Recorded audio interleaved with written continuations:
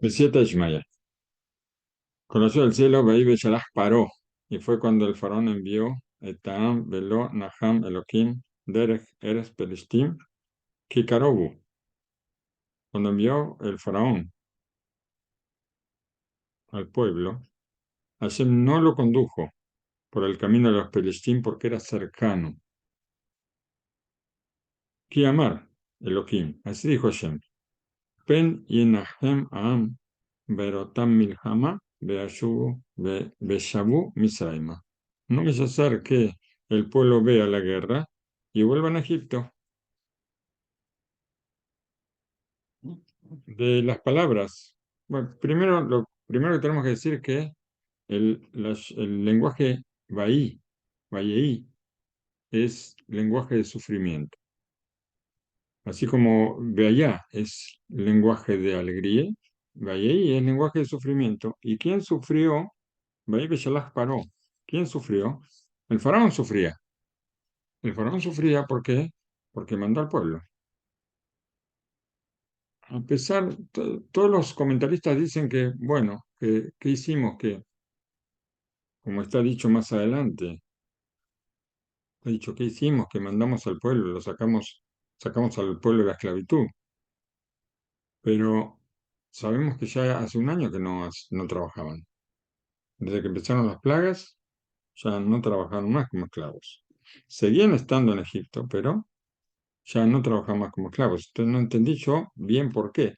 Pero escuché el día jueves o viernes, escuché de Ra Rosenblum, Shlita, escuché que había cuatro que sufrieron. Que sufrió el faraón y los egipcios, que sufrió el pueblo de Israel, que sufrió Moshe Rabenu y que sufrió Acosh Bajú. No me pregunten por qué, que no me acuerdo, pero lo escuché y ya se lo voy a contar. Cuando lo vuelva a ver, lo vuelvo a escuchar, voy a tratar de escucharlo hoy mismo para contarles por qué sufrían los cuatro. De las palabras de que no envió al pueblo por el camino de los Pelishtim, porque era cercano, el Jafetz Haim nos enseña un fundamento muy grande. Cuando sale Israel de Egipto, Hashem tenía dos caminos para enviarlos, y cada camino tenía una virtud y un defecto. El camino por la tierra de los Pelishtim tenía una virtud muy grande. ¿Por qué? Porque era una tierra habitable. Entonces ahí había posibilidad de comer. Había comida, había agua, había bebida, había comida. Y entonces el pueblo iba a poder, con facilidad, iba a poder arreglarse. Por otro lado, la tierra de los Filistim tenía un defecto muy grande. ¿Por qué? Porque el pueblo al ver la guerra iban a querer volver a Egipto. El otro camino era el camino del desierto. El camino del desierto tiene una cualidad muy importante que, por ser una tierra no habitada, entonces nadie va a poder estropear al pueblo.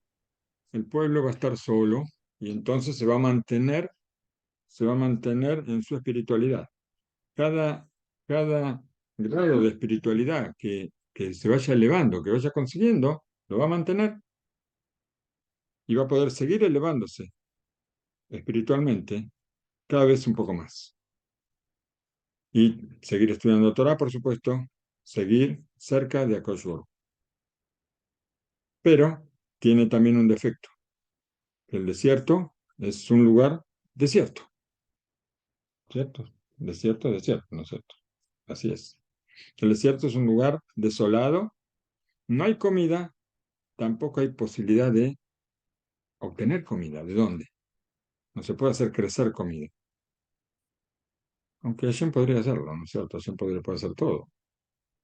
Entre las dos posibilidades, Hashem prefirió llevar al pueblo por el desierto. Un lugar donde no hay comida, un lugar donde no hay forma de conseguir comida y todas las necesidades del pueblo las dio Hashem por milagro, en forma milagrosa.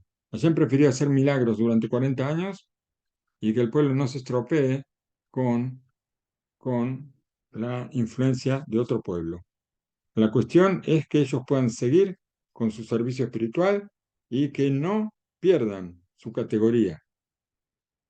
Y de acá nos enseña, nos dice el Hafez Haim, esta es la respuesta a los que, las personas que se venden. Ahora está hablando para nosotros el Hafez Haim. A los nosotros que nos vendemos para determinado trabajo, tal vez extraño a a la, a la vista de la Torá, algo que para la opinión de la Torá es un trabajo que no debemos tomar. Y tomamos un trabajo ¿para qué? Para el sustento, pero algo que a la vista de la Torá no es bueno. Si a 600.000 hombres, con todas sus mujeres, ancianos, niños, hombres mayores también, que el cálculo son varios millones. Por lo bajo, en algunos comentaristas hablan de 2 3 millones. Escuché comentaristas que hablan de 9 10 millones. Y podríamos hablar de mucho más, porque si cada pareja tenía 250, ¿cuántos niños tenía? 54 por 5 son 270. Cada matrimonio llevaba 270 hijos y 90 burros. Ajá. Entonces, si Hashem pudo dar el sustento, multipliquemos cuánto es 600.000 hombres. Por 2 son 1.200.000 con sus esposas. Ahora calculemos 600.000 por 270. No sé cuánto me da eso. Y aparte, esto era entre los 20 y los, creo que 50 o 60 años, y después los mayores. Entonces, si Hashem pudo alimentar todas estas personas, con sus animales también, con el pan del cielo, hizo bajar pan del cielo para ellos. Entonces, más y más que Hashem puede dar a la persona que cuida la Torá y que cuida los preceptos, le puede traer el sustento. ¿Para qué? Para que no vaya detrás de cosas no buenas. Otro, otro fundamento muy grande que nosotros encontramos en la supervisión de Hashem, la supervisión que Hashem pone en el mundo, nos dice así el Stipler, el Rabí Yaakov Israel Kanevsky, papá de Rabí Haim Kanevsky, en su libro Birkat Pérez. Nosotros estudiamos de los versículos que Hashem no envió al pueblo por el camino de los Pelistín porque era cercano, porque va a decir que van a ver la guerra y se van a volver a Egipto. Y entonces Hashem decidió llevarlos por el desierto. Y nosotros sabemos que no hay ningún freno para Hashem en purificar los corazones de Israel. Y que tampoco, también Él puede hacer que nadie desee volver a Egipto. Pero eso no es lo que quiere Hashem. Hashem no quiere forzar las cosas, sino que hay una finalidad, algo fundamental en la creación del mundo, que es la libre elección que nosotros tenemos. Si Hashem nos obliga a ir por tal camino, nos obliga a no volver a Egipto, nos obliga a nos purifica Él los corazones, entonces nosotros ¿qué hacemos? ¿Qué nos queda a nosotros por hacer? Nosotros tenemos deseos materiales. Todas las cosas que son cómodas para nosotros las queremos. Pero a pesar de todo fortalecemos a nuestras voluntades. ¿Para qué? Para cuidar los preceptos de Hashem. Y Por supuesto sabemos que no es corta la mano de Hashem y tampoco, a ver, para evitar, por ejemplo, para evitar que haya una guerra y que eso provoque que la gente quiera volverse a Egipto. Y ya lo vimos con Jacob Avino. Con Jacob Avino, Hashem, ¿qué hizo?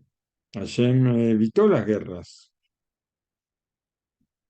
Y, y en verdad, también en la entrada a la tierra de Israel, también se evitaron las guerras porque para que puedan entrar, una vez que entraron ya, después empezaron las guerras con los pueblos que estaban en la tierra de Israel, aunque no con todos. Está escrito, por ejemplo, que el Girgashi, el Girgashi abandonó la tierra, se fue sin ninguna guerra y se fueron a África. Así trae el Midrash. ¿Por qué? Porque les vino miedo de Israel y así lo trae el Talmud Yerushalmi que les vino miedo y ellos se escaparon. Y por supuesto, como decimos que tampoco es corta la mano de Hashem para hacer caer, como él quiera, para hacer caer miedo en un pueblo o en los demás. Pero hay una, hay una, Hashem quiso que para entrar a la tierra de Israel tengan que hacer algunas guerras.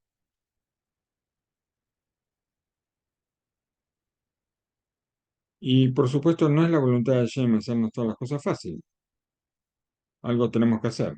Él decretó con su sabiduría de que no se consiga, no se conquiste la tierra de Israel, sino exclusivamente con guerras. Hubo guerras con algunos pueblos, como dijeron nuestros sabios, que hay en el Tratado de Brajot del Talmud, dijeron que hay tres regalos muy buenos que Akadosh Baruj Hu le dio al pueblo de Israel, y todos no se dieron sino con sufrimientos. ¿Cuáles son? Torah, la tierra de Israel y el mundo venidero. Y todo esto tenemos que saber que cada cosa de santidad, toda cosa que influye o que tiene que ver con nuestro servicio a Hashem, no es la importancia de lo que nosotros adquirimos, es justamente cuando la palabra no es exactamente sufrimiento, sino que hace falta un esfuerzo para conseguir las cosas. A veces tenemos pruebas que tenemos que pasar. Pero como dijeron nuestros sabios, de acuerdo al sufrimiento o de acuerdo al esfuerzo es la recompensa. Entonces, a pesar de que las guerras aparentemente eran necesarias para poder llegar a la tierra de Israel, también, el, también ese sentimiento de miedo a la guerra también puede ser necesario para que cada uno, para que cada uno haga su parte. Si no le tenemos miedo a la guerra y tenemos que hacer la guerra, quiere decir que la guerra no va a traer no va a hacer ningún esfuerzo, no va a hacer no me va a provocar nada. Yo soy muy valiente, soy guerrero, eh, tengo mi armadura y mi casco, y entonces no le tengo miedo a la guerra. Entonces eso para mí no es ningún esfuerzo. Si no es ningún esfuerzo, no, tampoco vale. Las cosas que nosotros hacemos con esfuerzo son las cosas que nosotros más valoramos. Y así quiso, así estableció el rey del mundo, estableció sobre sus creaciones. Y lo que hizo, por supuesto, lo hizo para nuestro bien, eso no hay ninguna duda. Entonces, nosotros tendríamos, a ver, Benken alul miod sheyambru Israel lashum Misraima, velasó betarajan. Por eso, hubiera sido muy, muy fácil, tal vez, que Israel hubiera querido volver a Egipto y dejar la guerra. Por eso, Hashem, con su piedad, Él no nos abandona, no nos deja solos y, y Él cuida con su piedad nos cuida y Él adelanta la enfermedad, adelanta el remedio de la enfermedad y nos aleja de Egipto y también nos lleva por el camino al desierto, las dos cosas.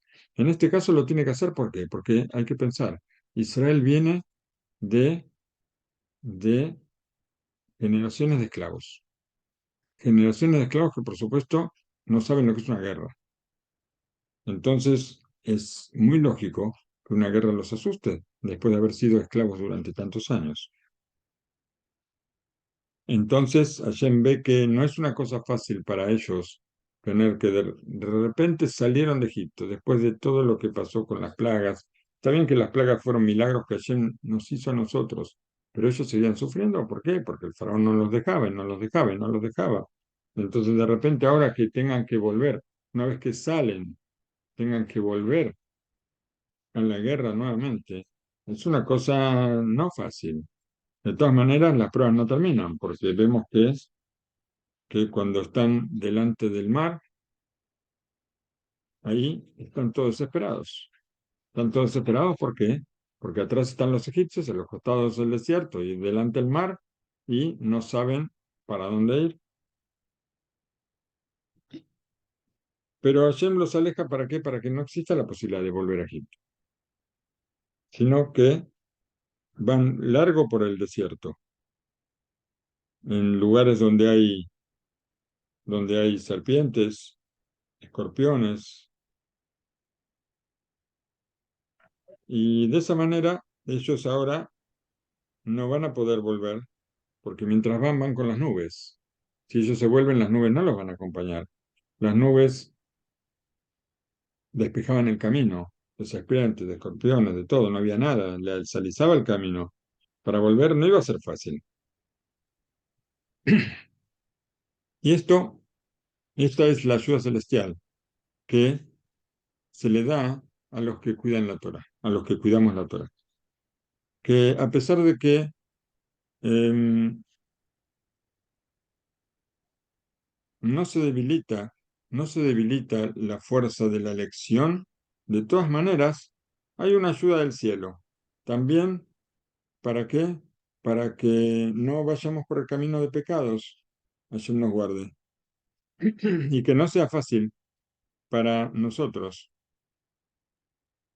¿Por qué? Porque si hubiera muchos sufrimientos y cosas malas, de alguna manera, eh, no hubieran podido mantenerse y con ocupaciones, ocupándose de la Torá y ocupándose de todo lo que tiene que ver con el servicio a Hashem. Sigue diciendo el Stipler, el Sejes del libro, ajá. La Torá, nuestra sagrada Torá, es eterna y, em, y es, vamos a decir, lo ideal en cada generación y en cada persona. Y de esto nosotros estudiamos algo para todas las generaciones, que todo este mundo completo está lleno de pruebas a cada paso.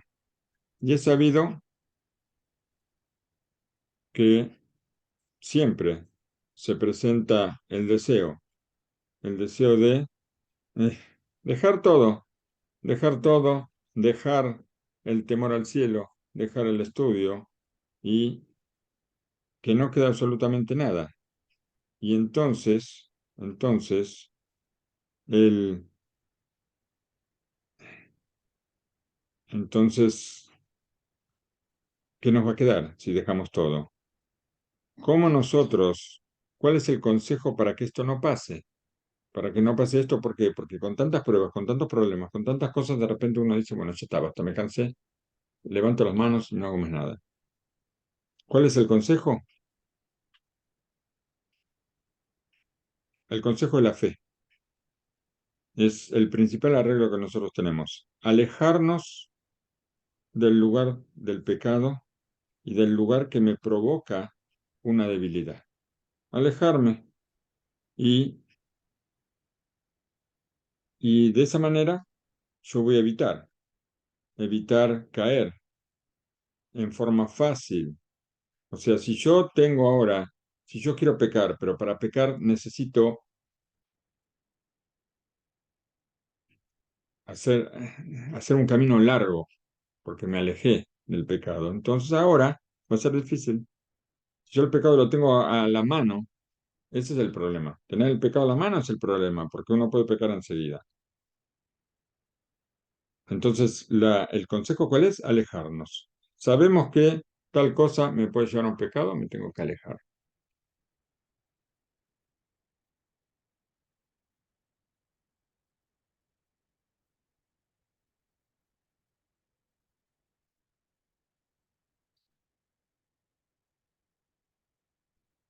¿Por qué? Porque si, a ver, Beofen Asher Asiat Avera Loye Medaberim Akalim. ¿Todo esto para qué? Para que hacer un pecado no sea una de las cosas fáciles y que también necesitemos hacer, que no sea una cosa natural, que en la forma natural uno va y peca tranquilamente. Por eso, y que lo hace con cualidades naturales. Por eso, el fortalecernos en el temor al cielo con la tefilá a Hashem para que nos traiga la ayuda celestial para que nos salve de todos estos pecados. Pregunta a Rabbi Shlomo Levinstein. Dice, ¿ustedes saben lo que hace Internet al mundo? Aparte de que nos da la posibilidad de que estudiemos, eso seguro, uno va a decir, no, Internet es muy bueno, ¿por qué? Porque con Internet ahora tenemos gente de muchos países que nos están viendo. Baruch Hashem, para eso es bueno, seguro que sí. Pero nosotros sabemos que cualquier persona, cualquiera de todos nosotros, nadie se puede excluir. Todos tenemos deseos, pero que a veces los deseos están lejos, lejos de alcanzar. Estamos hablando de deseos que no son buenos o deseos que no son necesarios, cosas sobrantes. A veces los deseos están lejos de conseguir. ¿Qué es lo que hace Internet? Internet me acerca los deseos y ¿qué hace? Que estén a la mano, no solamente a la mano, en el bolsillo, directamente en el bolsillo, el teléfono en el bolsillo, ya está, tenemos internet y tenemos todo. Y entonces, así como podemos estudiar mucho tiempo, también podemos caer, lo aleno, porque el instinto del mal está pendiente siempre. Nos dice Ralph Einstein, hace mucho tiempo, cuando una persona quería ver una película y perder tiempo mirando una película, entonces, ¿qué tenía que hacer? Tenía que ir al cine, ¿no es cierto? Hace mucho tiempo que quería ir al cine. Y bueno, ayer nos guarde, para ir al cine había que esperar, hacer fila en la calle para comprar la entrada al cine, ¿sí? Y ya pararse en turno para ir al cine, está bien. Yo estaba en la Argentina y iba al cine 25 de mayo, ¿vale? Ay, bueno, ¿y qué pasa? Si uno está, bueno, está bien, si uno está en un lugar apartado donde nadie lo conoce y no, está bien, tiene que saber que Hashem lo está viendo, ¿no es cierto? Pero, pero, si uno está aquí en una ciudad, en Jerusalén hay cines, ¿no es cierto? Hay cines en Jerusalén, todavía hay cines, sí, son más modernos, no sé cómo serán, pero hay cines, hay un lugar que se llama cine, cinema o no sé qué, no sé cuánto. Claro, no, pero van con carro, se meten adentro, nadie ve quién está. No sé cómo es el asunto. Pero bueno, no importa. Pero ¿qué pasa? Yo estoy en la fila del cine y entonces me sacan una foto.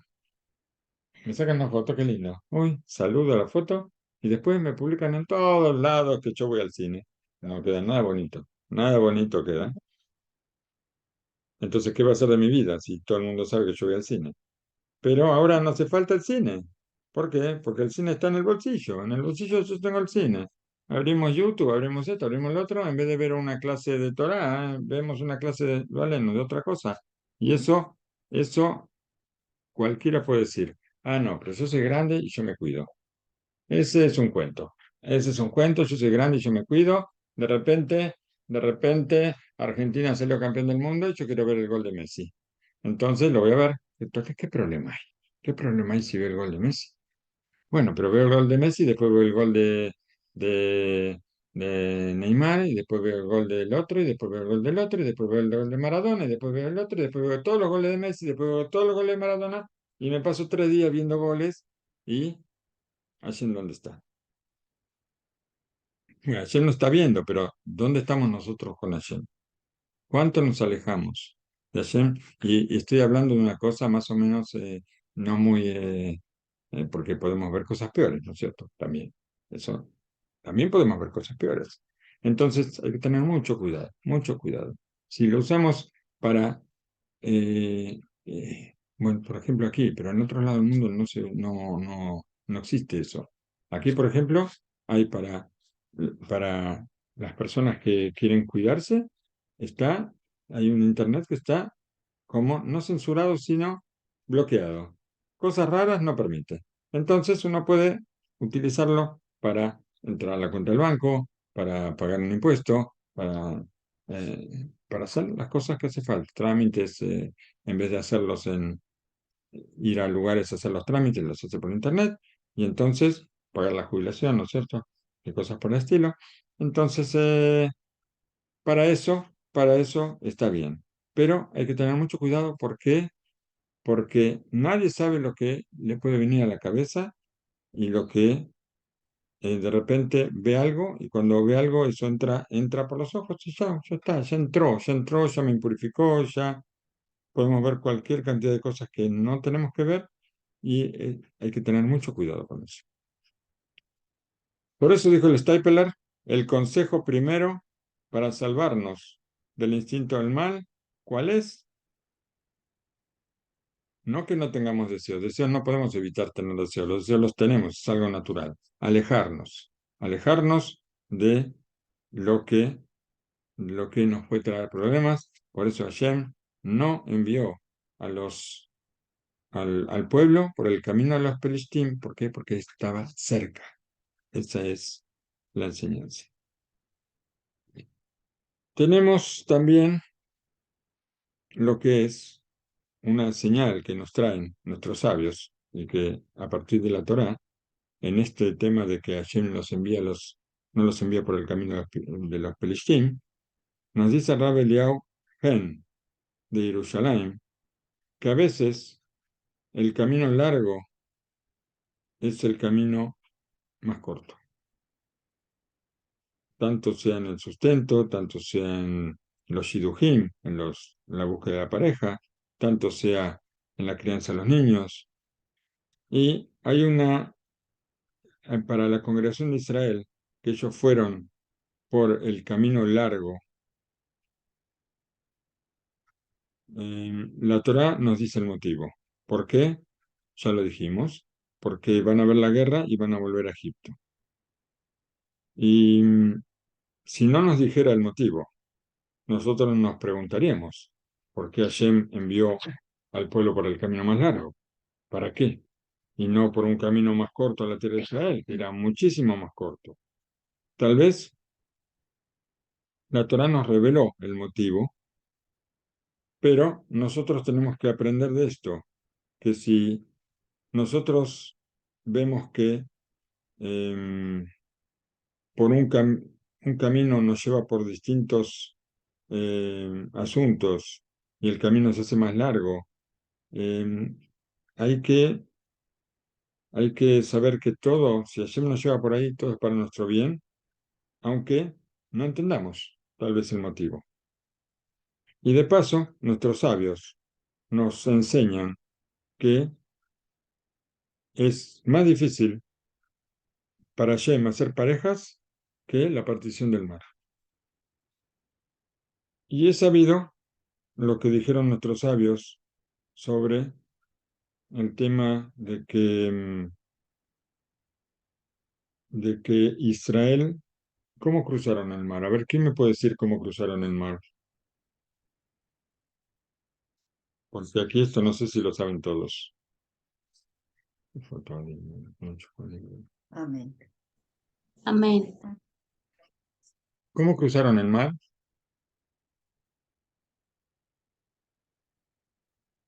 ¿Eh? ¿Nadie quiere decir cómo cruzaron el mar? Bueno, ¿Tierra seca?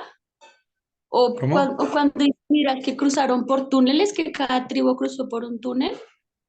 Cruzaron por senderos, vamos a decir que cruzaron por senderos, pero los senderos eran, había algo muy especial en eso. Ahora vamos a, em, no sé si todos los sabios opinaron de la misma forma, pero vamos a ver lo que nos dice el Midrash.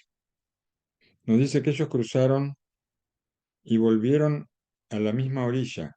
Ellos no cruzaron de orilla a orilla como todos pensamos. Hicieron un semicírculo. Hicieron un semicírculo, salieron de aquí y volvieron aquí a la misma, del mismo lado, o sea, no cruzaron el mar. Entraron y volvieron.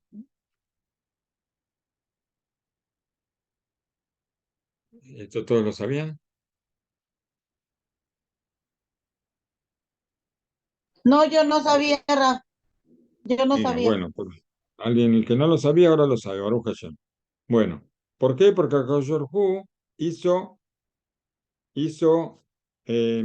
los senderos como un medio círculo, un semicírculo, y entonces todos volvieron no exactamente al mismo lugar de donde salieron, sino un poco más lejos, pero sobre el mismo lado. Y ahora, de acuerdo a nuestros sabios, sabemos que hubo 12 senderos, ¿no es cierto? Uno por cada tribu. Y cada tribu cruzó por su sendero. Y si nosotros decimos que los senderos eran semicírculos, imaginemos que había una tribu, la tribu que pasó por el sendero más corto, o el sendero que hizo el círculo más chiquito, hizo el camino más corto. Y la tribu que anduvo por el sendero por el último, hizo un camino muchísimo, pero muchísimo más largo.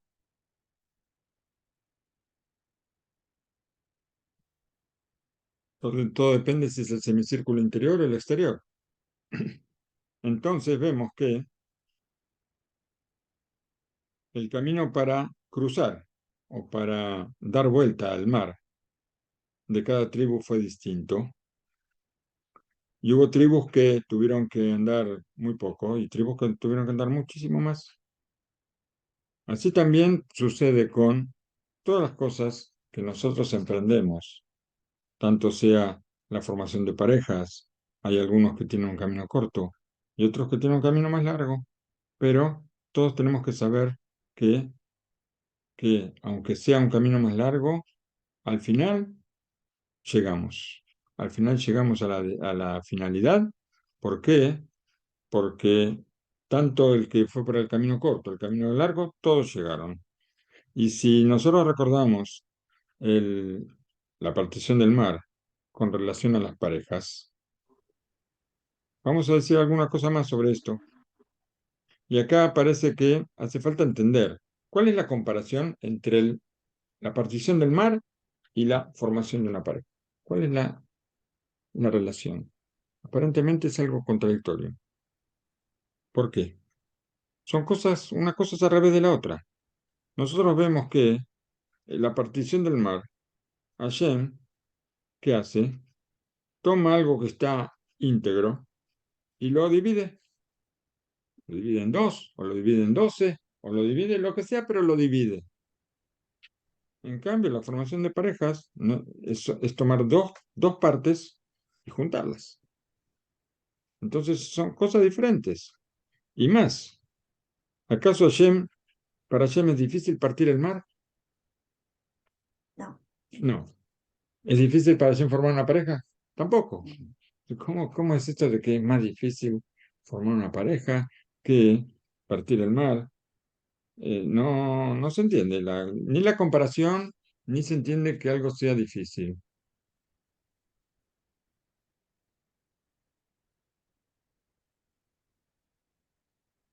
Aparte de la dificultad, en las palabras de nuestros sabios, nosotros vemos que no hay ninguna dificultad para Hashem. ¿Por qué? Porque כמובן אינו קיים כלל בעיקר כי אם הקושי של בני. Las dificultades no son para Hashem en ningún caso, tampoco en la formación de parejas. La dificultad en la formación de parejas es nuestra, no de Hashem. ¿Por qué? ¿Y cuál es la dificultad de las parejas? Los egipcios, los egip- perdón, ¿cuál es la dificultad antes de cruzar el mar? Los egipcios estaban detrás, como dijimos. El mar estaba delante y el desierto los rodeaba por los costados.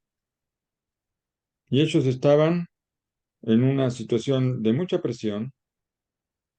¿Y cuál es la respuesta natural de una persona cuando está bajo presión? ¿Cuál es la respuesta? A ver, ¿alguien está bajo presión? ¿Qué hace una persona que está bajo presión? Llora, grita, vamos a decir. Pide ayuda, pide ayuda. ¿Y qué le dice Moshe Rabenu al pueblo? Ustedes se quedan callados. Silencio, callados.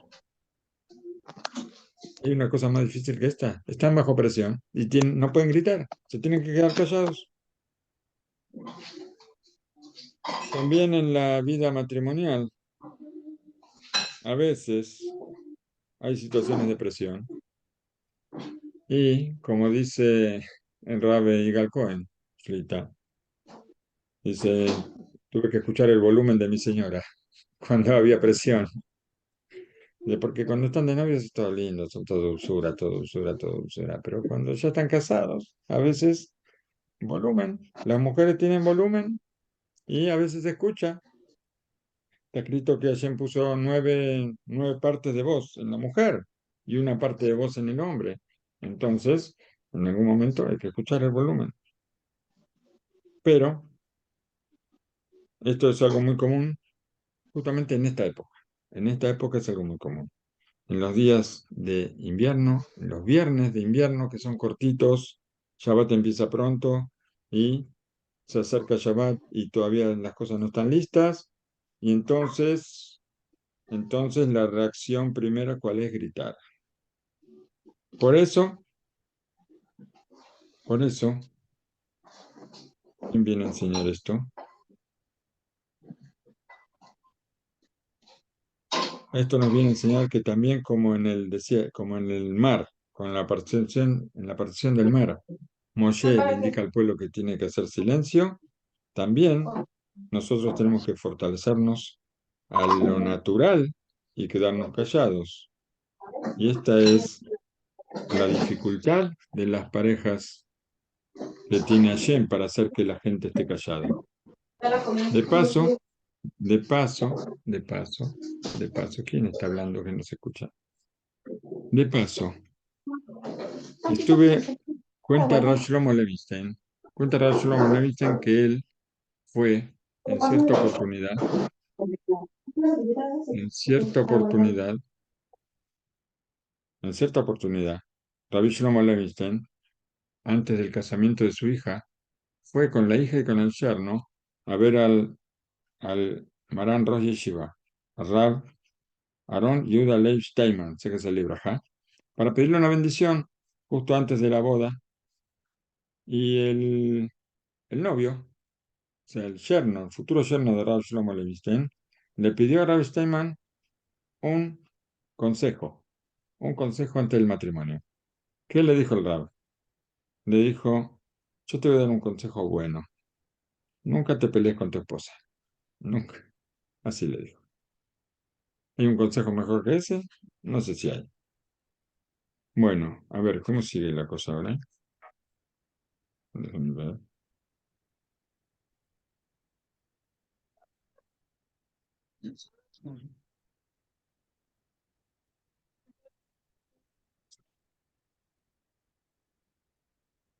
Un segundo.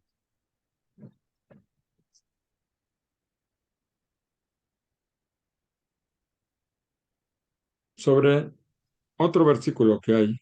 A ver, ¿dónde está ese versículo? Está escrito que Hashem, cuando el pueblo ya está antes de cruzar el mar, está escrito, y fortalecía el corazón del faraón y los va a perseguir a ustedes. Y va a ser muy pesado el faraón con todo su ejército. Y Egipto va a saber que yo soy Hashem. Y ellos hicieron así, los persiguieron. Le dijeron al rey de Egipto que se escapó el pueblo. Y entonces se dio vuelta su corazón. El corazón del faraón se dio vuelta. Ahora no se endureció, se dio vuelta. Y el de sus esclavos. Y dijeron, ¿qué hicimos? Que dejamos salir al pueblo de Israel de la esclavitud. Sobre este versículo, que le dijeron al rey de Egipto que se escapó el pueblo, aparece en el Midrash Tanjumá un relato muy conocido. ¿A esto con qué se compara? Con un rey que le dio a su siervo, le dio dinero y le dijo, ve y cómprame un pez. Ve al mercado y cómprame un pez. Fue y le trajo un pez que estaba podrido, estaba descomponiéndose, un olor tremendo. Le dijo el rey, por tu vida. Dice, ahora tú no vas a salir sino con una de estas tres cosas. O te comes el pez, o recibes golpes, ¿sí? ¿Cuántos latigazos o golpes? 100 golpes, dice acá, 100 golpes. O pagas el dinero que yo te di. El hombre dijo, el esclavo dijo, los golpes duelen, la plata duele más. Entonces me lo como. Empezó a comer, pero estaba terrible, terrible. No lo pudo terminar. El rey le dijo, bueno, no lo terminaste, así que ahora o golpes o dinero. Y prefiero los golpes. 100 golpes, empezaron los golpes, y cuando iba por 30 o 40, no puedo más. Bueno, entonces ahora tienes que pagar. ¿Pero qué le pasó? Las tres cosas. Se comió el pez, recibió los golpes y tuvo que pagar. Con el faraón pasó algo parecido. ¿Qué pasó con el faraón? Hashem le dijo que deje salir al pueblo. Y si no, a ver, déjeme ver cómo está ordenado todo esto, porque si no va a salir mal. Lo tenía que hacer, ellos oprimieron de más al pueblo. Y el faraón le dijo que libera al pueblo. Le dijo, yo no sé quién es Hashem. Entonces, mira, si tú no liberas al pueblo, vas a recibir 10 plagas. Y tampoco lo mandó. Le dijo, Hashem, por tu vida, ahora vas a tener que pagar también. Como está escrito, Hashem Natan et Hen Am, que Hashem puso gracia en el pueblo para que les den todas las cosas, todas las riquezas de Egipto se las den. Quiere decir que el faraón, él tuvo que recibir los golpes, tuvo que pagar y también tuvo que enviar al pueblo. Las tres cosas. El Jafes Haim, secretario de Libraja, él trae sobre esto un ejemplo adicional, que nos va a mostrar, nos va a aclarar un poco más todas estas cosas. Había un yudí que era muy, muy, muy avaro y toda su vida juntaba, juntaba, juntaba. No solamente de no dar a los demás, sino también era avaro consigo mismo. Y él pensaba, pensaba y pensaba de qué manera podía juntar más dinero. No se compraba ni siquiera para él cosas. Y con los años, él juntó una cantidad de dinero muy, pero muy grande. Un día decidió que no alcanzaba con lo que estaba juntando. Quería juntar más. Entonces, ¿cómo ahorrar un poco más? ¿Cómo va a ser? Pensó, hasta hoy yo comía 2 pedazos de pan por día. Ahora voy a comer uno solo. Voy a comer uno solo y me voy a ahorrar un pan por día. Y, uff, muy bien.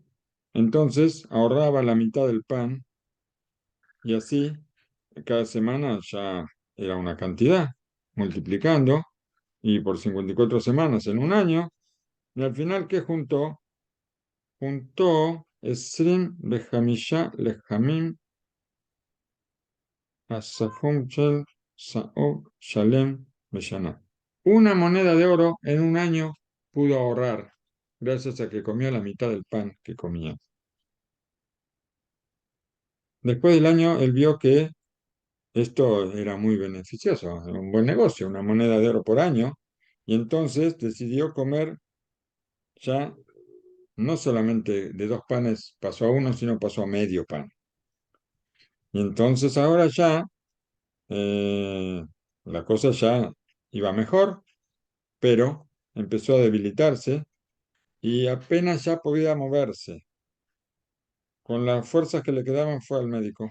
El médico lo fue a ver, él ya no pudo ir al médico. El médico lo fue a ver, lo revisó el médico y dijo, mira, está claro acá que, eh, que tienes que comer. El problema es que tal vez tú no puedes comer, porque El estómago. todo el estómago, los intestinos, todo esto se acostumbraba a no comer, pero vas a tener que tomar unos remedios y el costo de esos remedios es 200 monedas de oro. Cuando escuchó esto casi se muere, no de la debilidad, sino del precio. Y entonces le dijo al médico que se vaya, que no, que él iba a ver qué iba a hacer. Pero se debilitó más y más. Le llamó al médico y le dijo, por favor, dame esto porque yo me muero, ya el agua me llega al cuello, ya está. Y entonces le dice, pero yo necesito saber, dice el médico, ¿cuál es el origen de todo esto? Y el hombre llorando le dijo, el origen de todo esto soy yo. Le contó que lo que él hizo, lo que él hizo, y el médico le dijo, te ahorraste una moneda y media de oro en un año y ahora tienes que pagar 200 monedas de oro. Ese es el ahorro que hiciste. ¿Qué es lo que aprendemos de esto? A ver, porque el relato está muy lindo, ¿no es cierto? Pero ¿qué aprendemos de todo esto? Nos dice el Hafez Caín, una persona pelea con su compañero. ¿Por qué pelea? Por, no sé, $10. $10 son míos, son tuyos, yo te pagué, tú no me pagaste. En medio de la pelea, uno habla maledicencia del otro, el otro hace chismes, el otro saca un mal nombre, y la consecuencia de todo esto, ¿cuál es? Que perdemos este mundo y perdemos el mundo venidero. ¿Y todo esto por qué? Por unas monedas nada más. ¿Es posible? Sí es posible. También comer es posible. También pedir prestado y no pagar, o decir que pagué. Todo es posible. Por eso, ¿qué es lo mejor? Pagar y terminar.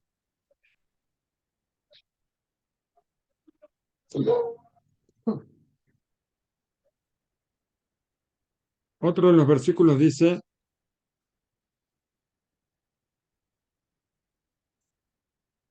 y el faraón acercó, Uparó y Crib.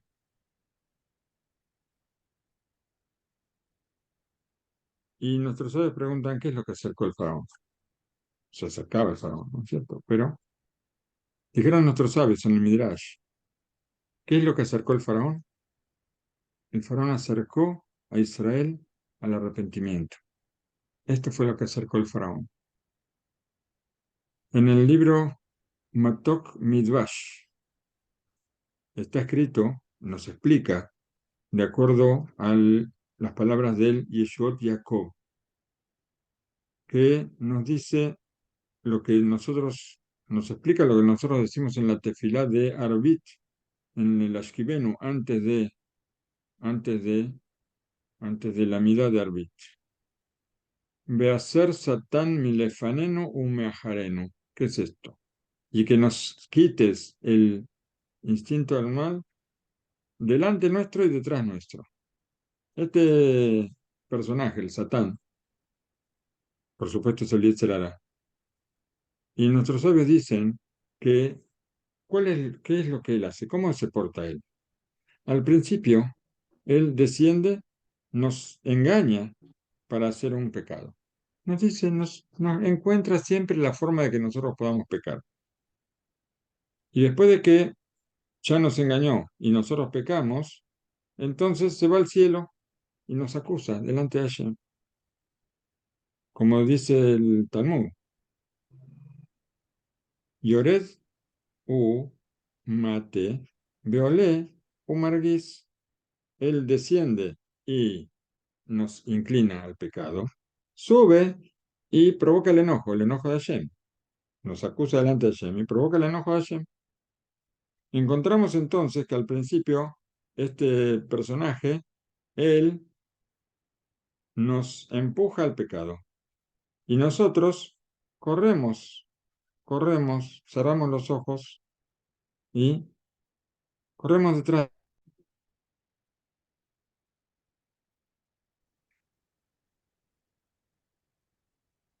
Quiere decir entonces que el instinto del mal nos inclina al pecado y nosotros cerramos los ojos y corremos detrás de él. Entonces, ahora él se pone delante de nosotros. Nosotros corremos de él, corremos detrás de él, pecamos y después él viene delante. Perdón, él ahí está delante.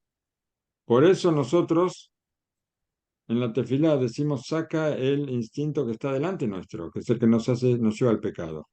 Pero después, cuando nosotros, después de los 120 años, nos presentamos a juicio, él viene detrás nuestro como para acompañarnos y acusarnos. Cuando nosotros nos presentamos, viene y nos acusa. Y por eso nosotros hacemos tefilá, que nos saque el que está atrás también. De acuerdo a esto, podemos explicar que el faraón acerca al pueblo de Israel, pero no al pecado, sino a hacer teshuvá.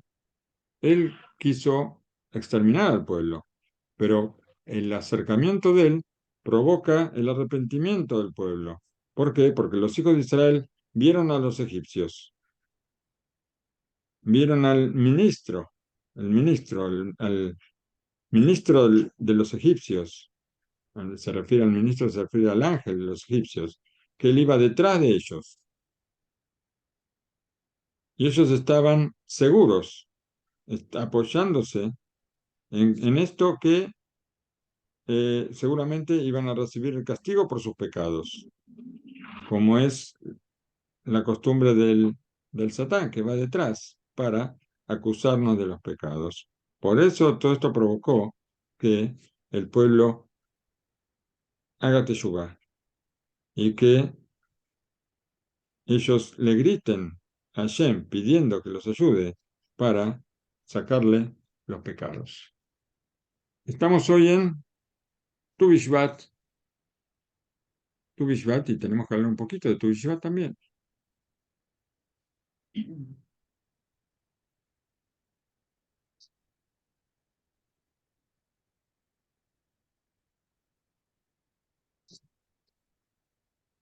Está escrito en la Mishnah, en el Tratado de Rosh Hashanah, que el 15 de Shvat es Rosh Hashanah de los árboles. Y cuando habla de los árboles, por supuesto, está hablando de los árboles del campo. ¿Y para qué? Necesitamos saber que hay un año nuevo de los árboles para todas las leyes de diezmos y de orla también. Orla, nosotros sabemos que un árbol que se planta tiene los 3 primeros años, no se puede comer de sus frutos, y el cuarto es neta rebae, en total son 4, y cada año se cuenta, el corte del año va a ser en Tu Bishvat.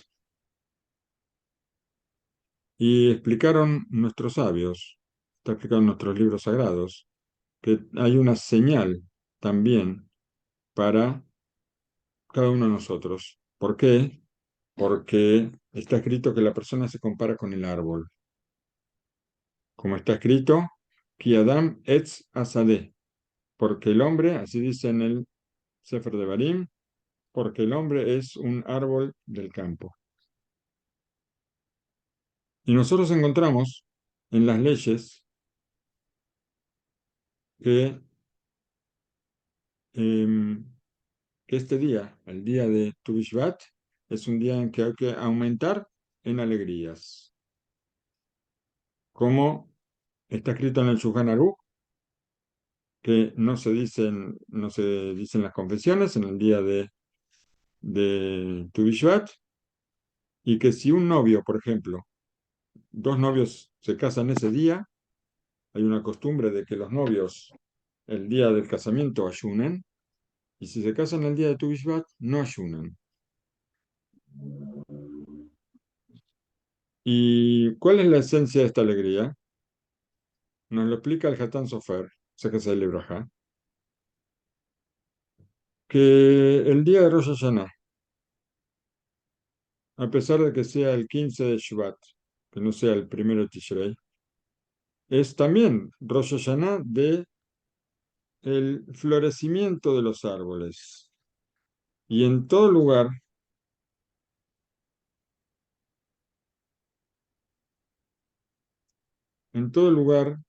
el florecimiento de cualquier cosa es motivo de alegría y de fiesta. Y razonando, nosotros también, a ver, ve, Besverán noten sheu que en Yom Keter Melujá. Y la deducción que hacen nuestros sabios es que es un día en que se coloca la corona al reino de Hashem. ¿Por qué? Llevó José Tefilat Briad, porque como que vuelve al principio de la creación cuando se plantó el árbol por primera vez en la creación del mundo. Y esto fue el día en que es como el día en que se corona un rey.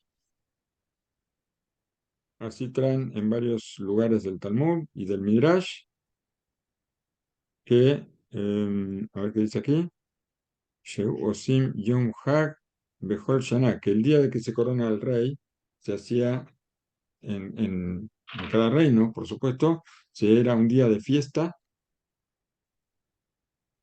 Y vamos a explicar las palabras del Hatán Sofer, que después de que nuestros sabios establecieron que el día 15 de Shvat es el año nuevo de los árboles, entonces, en este día, nosotros hacemos todos los años recuerdo al día en que comenzaron los árboles a florecer por primera vez, después de que se creó el mundo, y con esto se revela nuestra fe en la creación del mundo por Akadosh Baruj Hu, y nosotros le colocamos la corona del reino.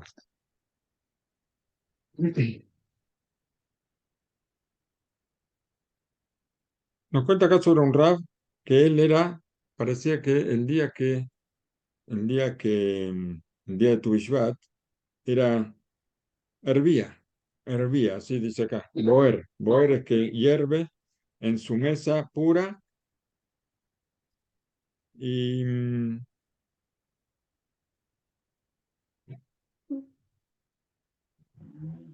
y él decía que el día de Tu Bishvat es un día de fiesta para la tierra de Israel. Y atestiguaba sobre lo que está escrito, que no había para él o sea, no estaba escrito, perdón. Atestiguaba que no muchos personas que fueron a la casa atestiguaran que no había para él un día de tanta alegría en todo el año, como era el día de Tu Bishvat en su mesa, y que él repetía a cada momento que era el día de Yom Tov para la tierra de Israel.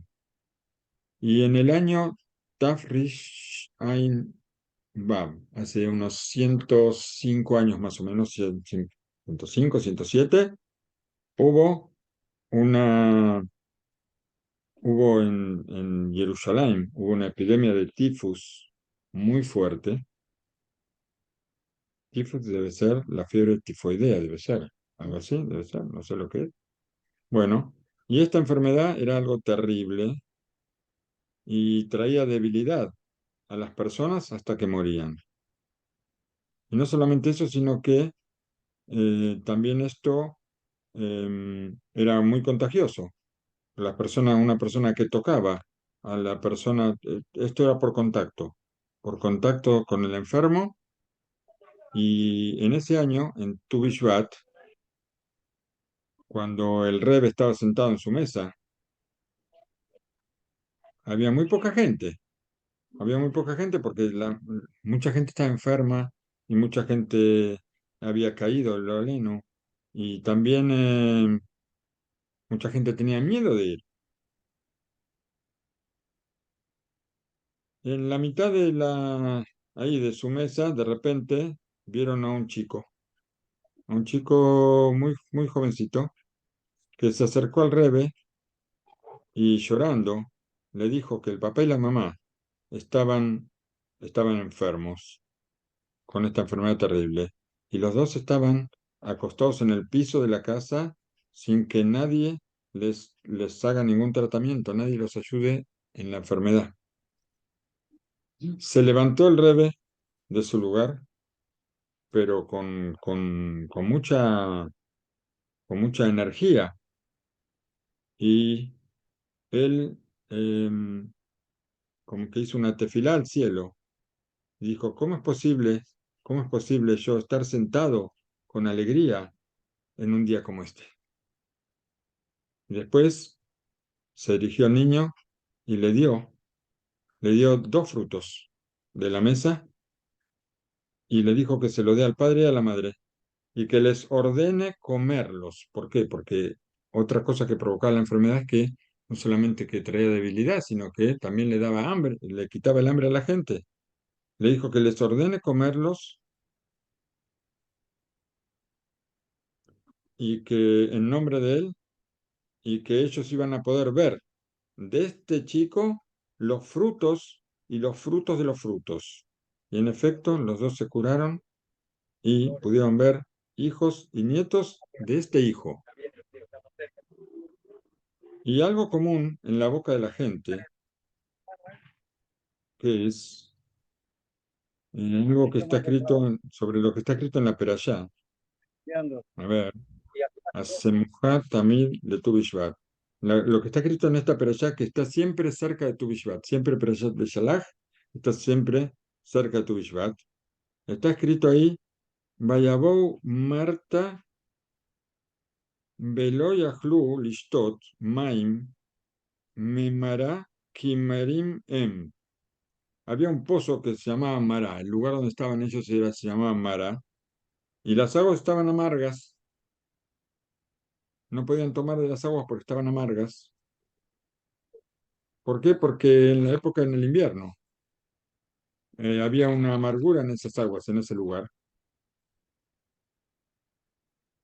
Y también nosotros vemos que en esta época del año hay un poco podríamos decir que habría un poco de amargura en esta época del año porque no hay fiestas como hay en el verano. En el verano, aquí tenemos más fiestas. Tenemos en el verano, en la primavera empieza Pesaj, ¿sí? Empieza Pesaj después tenemos la Agua Omer, después tenemos Shavuot, todo en verano.